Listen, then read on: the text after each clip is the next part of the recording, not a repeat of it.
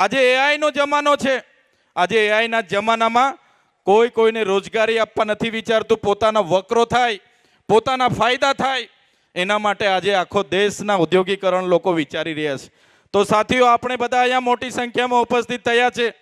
આપણા સમાજના વડીલો, મુખીઓ, સરપંચો, યુવાનો, ભણેલા ગણેલા ડોક્ટરો છે, એડવોકેટો છે, ક્લાસ 1 અધિકારીઓ છે.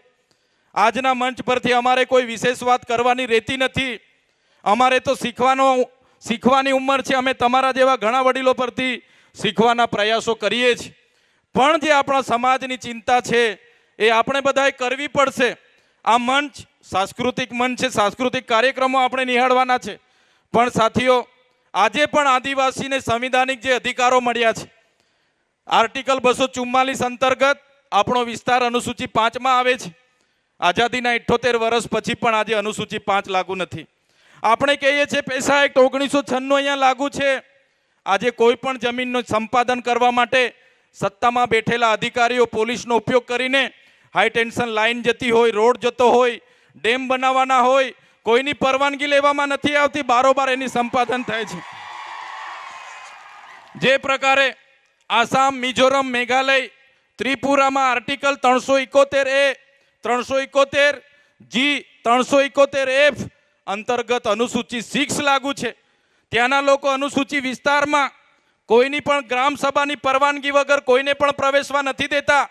ત્યાંના લોકો અનુસૂચિ 6માં આવે છે.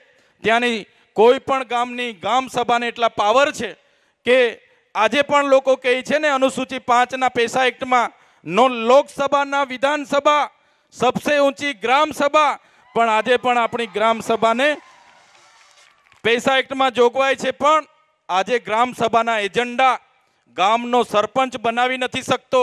ગામ સભાના એજન્ડા ગામનો મુખી બનાવી નથી શકતો. પોતાના ગામમાં શેની જરૂર છે, પોતાના ગામમાં પાણીની જરૂર છે, રોડની જરૂર છે, શિક્ષણની જરૂર છે, આરોગ્યની જરૂર છે, એ એજન્ડા આપણા ગામમાં કોઈ નક્કી નથી કરતું. આજે ગામ સભાના એજન્ડા ગાંધીનગરના 80 ચેમ્બરોમાંથી આવે છે. ત્યારે સાથીઓ, આ મંચ પરથી એટલી ચિંતા તો આપણે બધાએ કરવી પડશે કે આપણા સંવિધાનિક અધિકારો બચાવવા માટે, આપણા સાંસ્કૃતિક અધિકારો, આપણી સંસ્કૃતિ અને સામાજિક અધિકારો બચાવવા માટે પણ આપણે બધાએ આ પ્રકારના કાર્યક્રમો થકી જાગૃતતા લાવવી પડશે.